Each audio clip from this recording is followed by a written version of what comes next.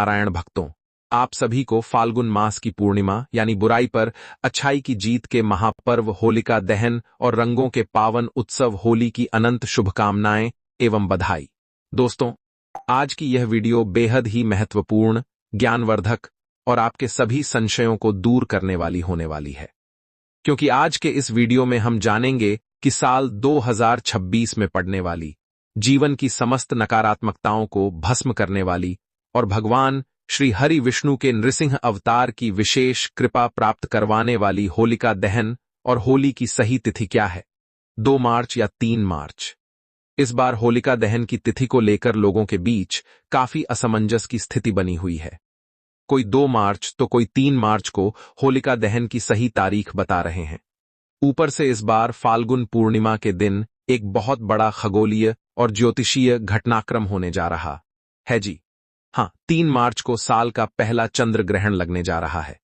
ग्रहण के साये में होली का पड़ना अपने आप में कई नियम और सावधानियां लेकर आता है, जिस वजह से लोगों के बीच यह जानने की उत्सुकता और चिंता दोनों बढ़ गई है कि सूतक काल कब लगेगा, होलिका दहन किस दिन करें और रंग वाली होली धुलंडी कब खेली जाएगी, ग्रहण के दौरान क्या करें और क्या ना करें जैसी संपूर्ण सटीक ज्योतिषीय और शास्त्रीय जानकारी आपको इसी वीडियो में प्राप्त होने वाली है।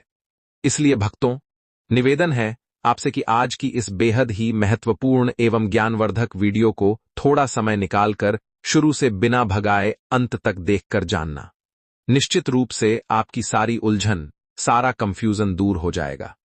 भक्तों, धार्मिक मान्यताओं के अनुसार जब भी किसी बड़े पर्व पर ग्रहण का साया पड़ता है तो तिथियों और मुहूर्तों को लेकर असमंजस होता है। ऐसे में हम आपके लिए हर बार की तरह इस बार भी वैदिक पंचांग और सटीक ज्योतिषीय गणनाओं से सही तिथि निकाल कर लाए हैं। सबसे पहले आपके सबसे बड़े सवाल का उत्तर देते हैं। साल 2026 में 3 मार्च को चंद्र ग्रहण लगने जा रहा है। हमारे शास्त्रों में स्पष्ट रूप से बताया गया है कि ग्रहण काल और उसके सूतक काल में कोई भी शुभ कार्य, पूजा पाठ या होलिका दहन जैसे मांगलिक कृत्य नहीं किए जाते हैं। अब ध्यान देने वाली बात यह है कि फाल्गुन मास की पूर्णिमा तिथि 2 मार्च की शाम को ही प्रारंभ हो जाएगी। शास्त्रों का विधान है कि होलिका दहन फाल्गुन पूर्णिमा की रात को भद्रा रहित काल में किया जाना चाहिए। चूंकि 3 मार्च को ग्रहण लगेगा और सूतक काल प्रभावी रहेगा, इसलिए 3 मार्च को होलिका दहन भूलकर भी नहीं किया जाएगा। होलिका दहन 2 मार्च 2026 की शाम/रात्रि को ही पूर्ण विधि विधान के साथ संपन्न होगा। इसलिए आप अपने मन से यह शंका निकाल दें, होलिका की अग्नि 2 मार्च को ही प्रज्वलित की जाएगी। भक्तों, फाल्गुन माह की इस पूर्णिमा का महत्व शास्त्रों में बहुत अद्भुत बताया गया है। होलिका दहन केवल लकड़ियों को जलाने का पर्व नहीं है, बल्कि यह हमारे भीतर छुपे हुए काम, क्रोध, लोभ, मोह और अहंकार रूपी राक्षसों को भस्म करने की एक दिव्य रात्रि है। जो भी मनुष्य इस दिन पूर्ण श्रद्धा भाव से भगवान नृसिंह और भक्त प्रहलाद का स्मरण करता है, उसके जीवन से बड़े संकट और मानसिक चिंताएं जलकर राख हो जाती हैं।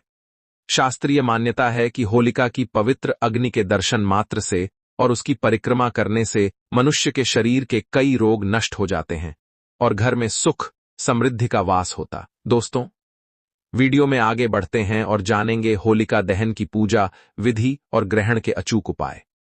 लेकिन उससे पहले यदि आप इस पावन पर्व पर अपने और अपने संपूर्ण परिवार के ऊपर भगवान श्री हरि विष्णु और माता लक्ष्मी जी की असीम कृपा प्राप्त करना चाहते हैं, तो कमेंट सेक्शन में ओम नमो भगवते वासुदेवाय या जय श्री नृसिंह लिखकर हमारे चैनल को सब्सक्राइब जरूर कर लें। साथ ही आप अपनी राशि भी कमेंट बॉक्स में जरूर लिख दें, ताकि हम आपको आपकी राशि के अनुसार होली के विशेष उपाय बता पाएं।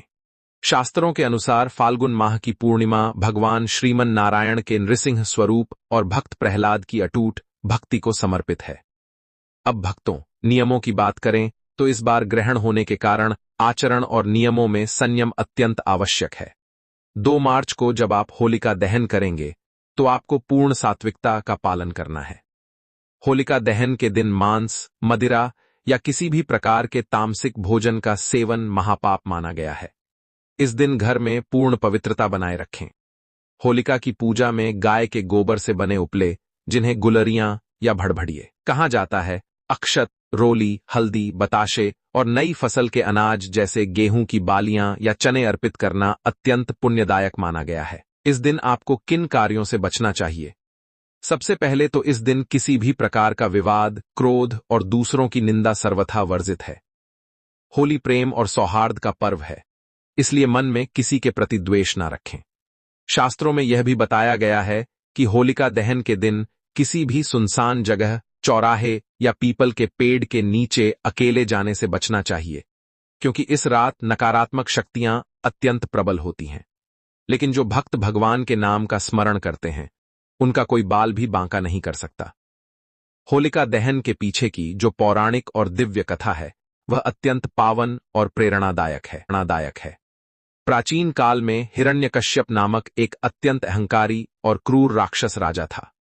उसने तपस्या करके ब्रह्मा जी से वरदान प्राप्त कर लिया था कि वह ना दिन में मरे ना रात में, ना घर के भीतर ना बाहर, ना अस्त्र से ना शस्त्र से, ना मानव से ना पशु से।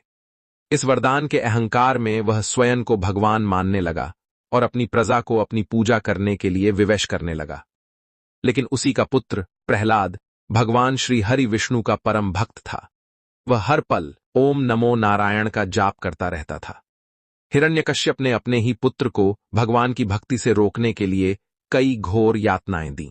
उसे पहाड़ों से फेंका, विष दिया, पागल हाथियों के सामने डलवाया, लेकिन भगवान विष्णु की कृपा से प्रहलाद हमेशा सुरक्षित रहे। अंत में हिरण्यकश्यप ने अपनी बहन होलिका को बुलाया। होलिका के पास ब्रह्मा जी द्वारा दी गई एक ऐसी चमत्कारी चादर या चुनरी थी, जिसे ओढ़कर यदि वह अग्नि में बैठे तो आग उसे जला नहीं सकती थी। योजना यह बनी कि होलिका प्रहलाद को गोद में लेकर चिता पर बैठेगी, जिससे प्रहलाद जलकर भस्म हो जाएगा और होलिका बच जाएगी। जब होलिका प्रहलाद को लेकर धधकती अग्नि में बैठी, तो भक्त प्रहलाद बिल्कुल भी भयभीत नहीं हुए। वे आंखें बंद करके शांत भाव से भगवान विष्णु का स्मरण करते रहे। तभी प्रभु की ऐसी लीला हुई, तेज हवा का ऐसा झोंका आया कि वह चादर होलिका के ऊपर से उड़कर भक्त प्रहलाद के ऊपर आ गई। देखते ही देखते बुराई की प्रतीक होलिका उसी अग्नि में जलकर राख हो गई और भगवान की अटूट भक्ति का प्रतीक प्रहलाद आग से सुरक्षित बाहर आ गया। इसी महान घटना की याद में हर वर्ष होलिका दहन किया जाता है। यह दिव्य कथा हमें यह स्पष्ट संदेश देती है कि चाहे बुराई कितनी भी शक्तिशाली क्यों ना हो, सत्य और भगवान की भक्ति के सामने वह अंततः नष्ट हो ही जाती है। अब आते हैं उन विशेष उपायों पर जो आपको 2 मार्च होलिका दहन की रात को करने हैं। होलिका की अग्नि अत्यंत पवित्र मानी जाती है। जब होलिका दहन हो रहा हो तो अग्नि में नारियल, पान के पत्ते, लौंग, कपूर और सरसों के दाने अर्पित करने चाहिए। ऐसा करने से घर की सभी नकारात्मक ऊर्जा और नजर दोष हमेशा के लिए समाप्त हो जाते हैं। होलिका की अग्नि की 3 या 7 बार परिक्रमा अवश्य करें। परिक्रमा करते समय मन में प्रार्थना करें कि हे प्रभु, जैसे आपने प्रहलाद की रक्षा की, वैसे ही हमारे परिवार की भी रक्षा करें। इसके साथ ही होलिका की शांत हो चुकी राख भस्म को अगले दिन सुबह घर लाना बहुत ही शुभ माना जाता है। इस भस्म का तिलक करने से या घर के कोनों में थोड़ा सा छिड़कने से रोग और दरिद्रता दूर होती है और नवग्रहों की शांति होती है। अब बात करते हैं 3 मार्च 2026 को लगने वाले चंद्र ग्रहण की। चूंकि 3 मार्च को ग्रहण है, इसलिए इस दिन आपको विशेष सावधानी बरतनी होगी। ग्रहण के सूतक काल के दौरान मंदिर के कपाट बंद कर दिए जाते हैं। इस समय मूर्ति पूजा वर्जित होती है, परंतु मानसिक जाप और मंत्रों का स्मरण ग्रहण काल में लाख गुना अधिक फल देता है। 3 मार्च को आप घर के भीतर ही बैठकर ओम नमो भगवते वासुदेवाय, महामृत्युंजय मंत्र या अपने इष्ट देव के मंत्रों का निरंतर जाप करें।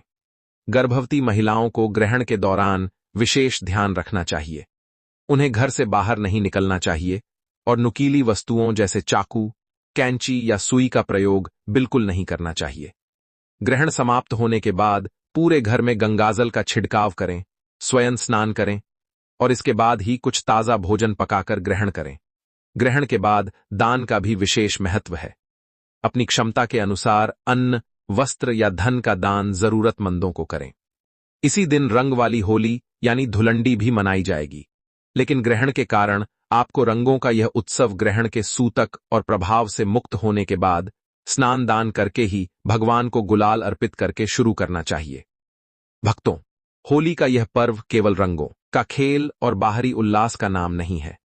यह पर्व हमें सिखाता है कि आत्मिक उन्नति के लिए जागरूकता और अनुशासन कितना आवश्यक है। जब हम होलिका में लकड़ियां डालते हैं तो हमें प्रतीकात्मक रूप से अपने भीतर की ईर्ष्या, नफरत और आलस्य को भी उसी अग्नि में स्वाहा कर देना चाहिए। किसी भी जीव को कष्ट देना या रंगों के नाम पर किसी के साथ कठोर व्यवहार करना इस दिन वर्जित समझा जाता है। अतः करुणा और दया का भाव रखना आवश्यक है। आजकल लोग होली के नाम पर व्यसनों नशे में पड़ जाते हैं या अभद्र व्यवहार करते हैं, लेकिन सनातन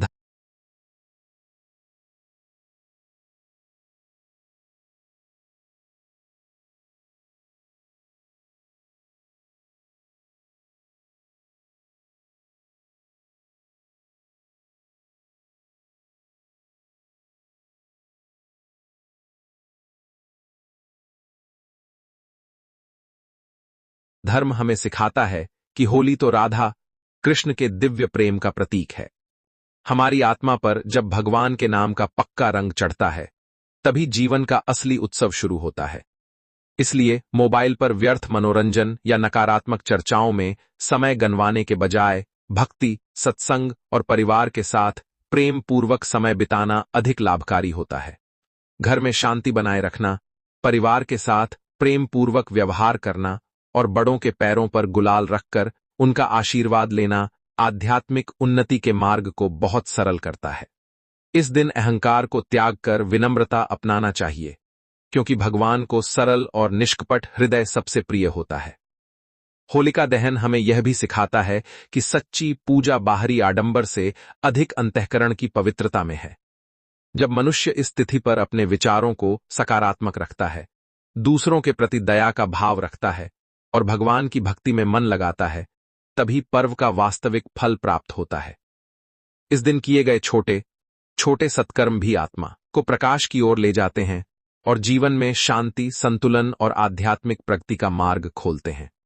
यदि आप 2 मार्च को होलिका दहन के समय अपने जीवन के लिए कोई सकारात्मक संकल्प लेते हैं तो वह संकल्प अवश्य पूरा होता है।